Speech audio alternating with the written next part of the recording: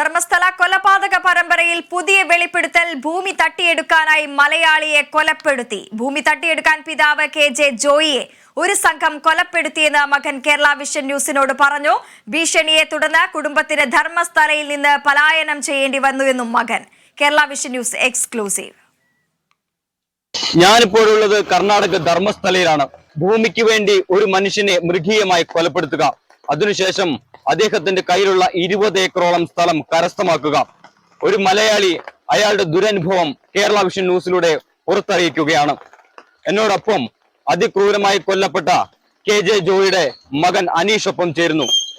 അനീഷ്, ഈ വളരെ ഞെട്ടിപ്പിക്കുന്ന ഒരു സംഭവമാണ് ധർമ്മസ്ഥലയിൽ നിന്ന് നമ്മൾ കഴിഞ്ഞ ദിവസങ്ങളിലെല്ലാം റിപ്പോർട്ട് ചെയ്തത്. എന്താണ് സത്യത്തിൽ അന്ന് സംഭവിച്ചത്? എൻ്റെ പേര് അനീഷ്. ഞാൻ ജനിച്ചു വളർന്നതും പഠിച്ചതും എല്ലാം ധർമ്മസ്ഥലത്ത് തന്നെയാണ്. എൻ്റെ വല്യപ്പനൊക്കെയായിട്ട് ഒരു 50 വർഷത്തിന് മുമ്പ് ധർമ്മസ്ഥലത്ത് കുടികേറി പാർത്ത ആൾക്കാരാണ്. സ്ഥലം ഒരു 50 ഏക്കറിൻ്റെ മുകളിൽ സ്ഥലം ഉണ്ടായിരുന്നു.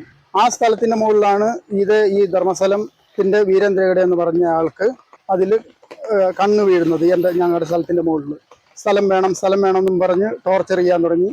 ലാസ്റ്റാണ് ഞങ്ങളുടെ അതേ സ്ഥലത്ത് ഒരു കന്നാലി ഒരു പശു ഇടിവെട്ടി ചാകുന്നു. ആ പശുവിനെ എൻ്റെ വല്യപ്പൻ കൊന്നതെന്നും പറഞ്ഞ് എൻ്റെ വല്യപ്പനെ ധർമ്മസ്ഥലത്തിൽ അന്ന് സ്റ്റേഷനില്ല, അവിടെ ധർമ്മസ്ഥലത്ത് വീടെന്ന് പറഞ്ഞൊരു സ്ഥലമുണ്ട്.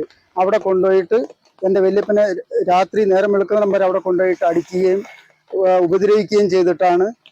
എന്നിട്ടും ഉപദ്രവിച്ചിട്ടും ഇവർ പശുവിൻ്റെ കാര്യമൊന്നും പറയുന്നില്ല. ഇവർ പറയുന്നത് സ്ഥലം ഞങ്ങൾക്കിതാ.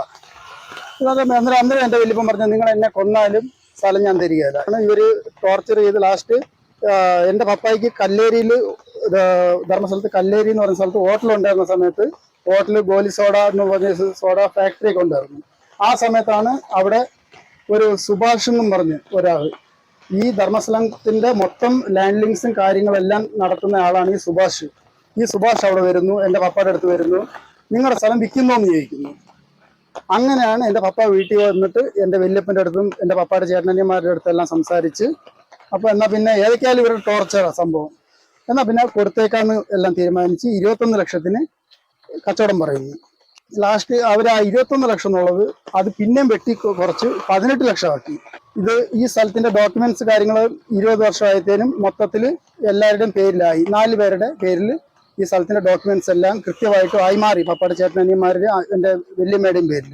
അന്നേരം പിന്നെയും വിളി വന്നു, ഈ സുഭാഷ് എന്ന് പറഞ്ഞ ആള്, സ്ഥലം മൊത്തം നിങ്ങളുടെ പേരിലായിട്ടുണ്ട്, ബാക്കി കിടന്ന സ്ഥലം അതും വന്ന് എഴുതി തരണം. അതായത് നിങ്ങൾ ഈ 18 ലക്ഷത്തിന് കൊടുത്തൊഴിവാക്കേണ്ടി വന്നു.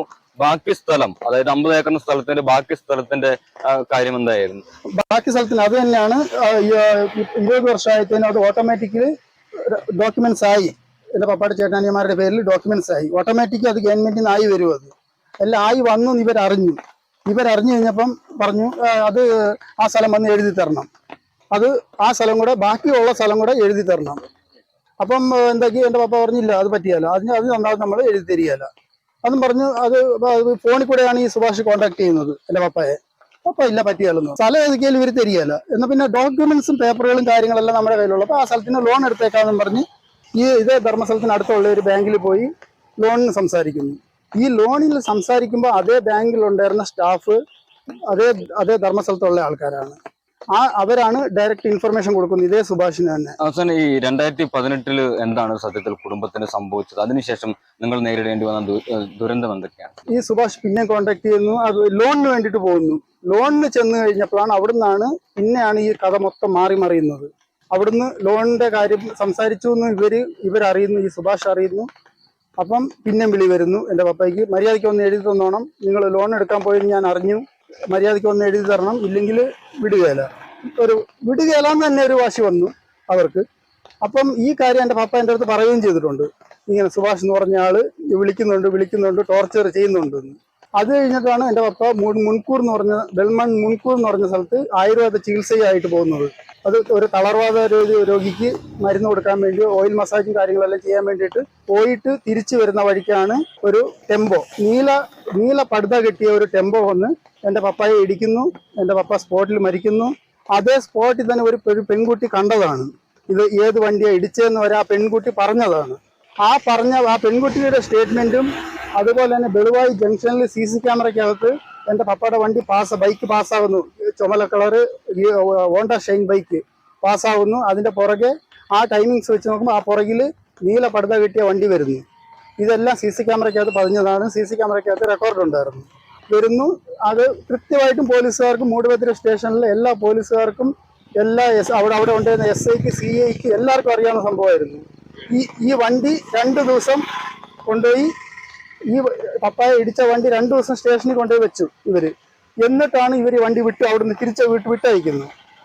അതിനുശേഷം കേസ് അന്വേഷണം എന്തായി? അച്ഛൻ പിതാവിന്റെ മരണവുമായി ബന്ധപ്പെട്ട് എന്ത് നടപടിയാണ് പോലീസ് സ്വീകരിച്ചത്?